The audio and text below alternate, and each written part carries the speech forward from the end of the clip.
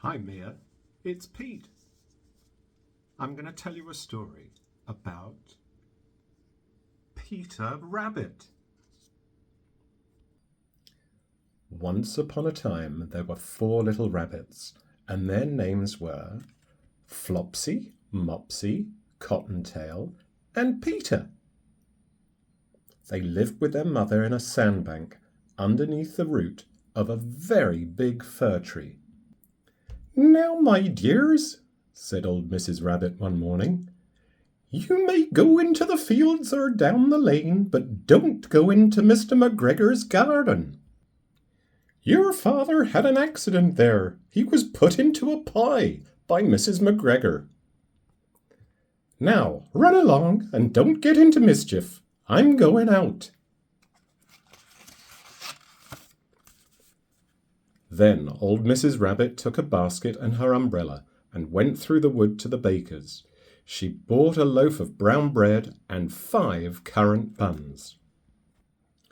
Flopsy, Mopsy, and Cottontail, who were good little bunnies, went down the lane to gather blackberries.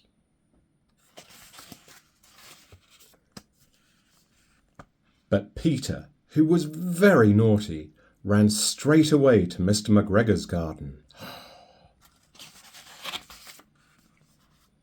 and squeezed under the gate. First he ate some lettuces and some French beans, and then he ate some radishes. And then, feeling rather sick, he went to look for some parsley. But round the end of a cucumber frame, whom should he meet but Mr. McGregor? Mr. McGregor was on his hands and knees planting out young cabbages, but he jumped up and ran after Peter, waving a rake and calling out, "Stop, thief!" Peter was most dreadfully frightened. He rushed all over the garden, for he had forgotten the way back to the gate. He lost one of his shoes amongst the cabbages, and the other shoe amongst the potatoes. After losing them, he ran on 4 legs and went faster, so that I think he might have got away altogether if he had not unfortunately run into a gooseberry net and got caught by the large buttons on his jacket.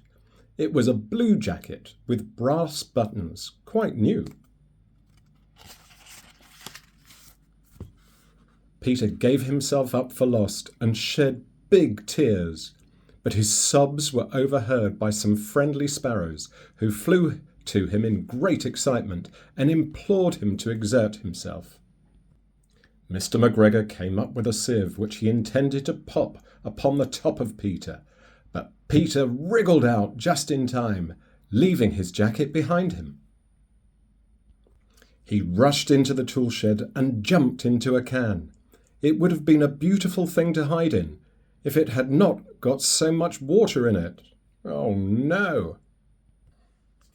Mr. McGregor was quite sure that Peter was somewhere in the tool shed, perhaps hidden underneath a flower pot. He began to turn them over carefully, looking under each one. Presently Peter sneezed. "Achoo!" Mr. McGregor was after him in no time.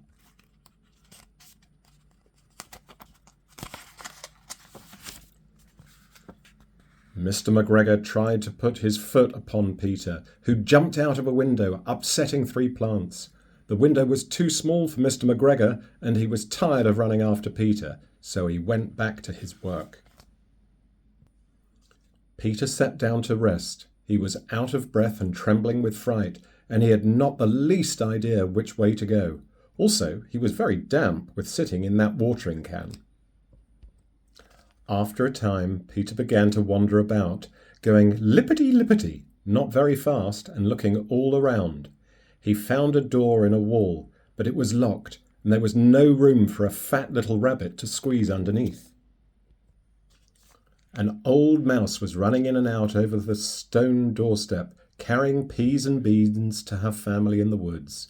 Peter asked her to get out through the gate, but she had such a large pea in her mouth that she couldn't answer properly.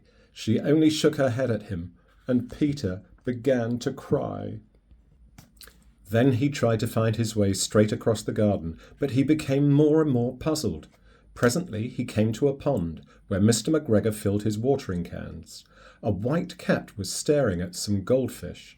She sat very, very still, but now and then the tip of her tail twitched, as if it were alive. Peter thought it best to go away without speaking to her. He had heard about cats from his cousin, little Benjamin Bunny.